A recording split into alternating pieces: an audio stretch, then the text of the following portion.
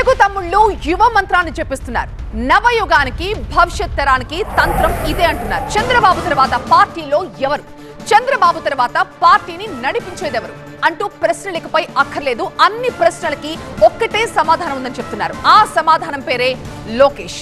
మహానాడులో మాట్లాడిన నాయకులి అందరి నోట దాదాపు అదే మాట వినిపించింది. చంద్రబాబు సారథ్యం ఎంత గొప్పదో వివరిస్తూనే యువనేత లోకేష్ కి కీలక బాధ్యతలు అప్పగించాలని కోరారు టీడీపీ నాయకులు.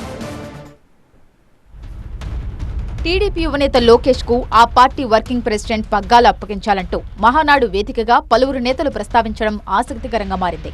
పార్టీ విధానాలను ప్రజల్లోకి బలంగా తీసుకువెళ్తున్న లోకేష్ కు పార్టీ వర్కింగ్ ప్రెసిడెంట్ పదవి అప్పగించాలని చంద్రబాబును కోరారు.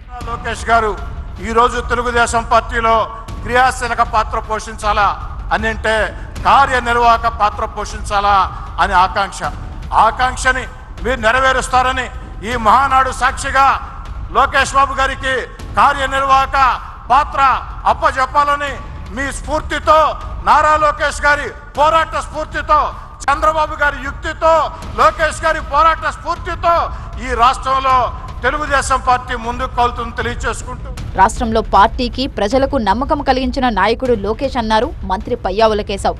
తరం మారింది, స్వరం మారిందన్నారు. యువగళంతో జనంలోకి వెళ్లి సేనాధిపతిగా నిరూపించుకున్నారు. 226 రోజుల పాటు నిరంకుశ పాలన మీద తొలి తిరుగుబాటు పాదయాత్ర చేసినటువంటి తెలుగు సైనికుడు, తెలుగు సేనాధిపతి మన నారా లోకేష్ గారు. మరోవైపు చంద్రబాబు సైతం మహానాడులో లోకేష్ ను ప్రశంసించారు. 40 ఏళ్ల మహానాడు చరిత్రను 6 శాసనాలతో లోకేష్ మరో మలుపు తిప్పారన్నారు. నేను మనస్ఫూర్తిగా అభినందిస్తున్న మామూలుగా పోయే ఈ మహానాడుని ఒక నూతనమైన దిశలో తీసుకెళ్లాలని 6 శాసనాలు ప్రవేశపెట్టాడు. ఆయనకుండే నాలెడ్జిని ఇక్కడ ఉపయోగిస్తూ, టెక్నాలజీ కానీ నాలెడ్జిని ఉపయోగిస్తూ ఒక నూతనమైన విధానానికి శ్రీకారం చుట్టాడు. ప్రభుత్వ వ్యవహారాల్లో బిజీగా ఉంటున్న చంద్రబాబు లోకేష్ కు పార్టీ పగ్గాలు అప్పగిస్తే బాగుంటుందనేది నేతల అభిప్రాయం.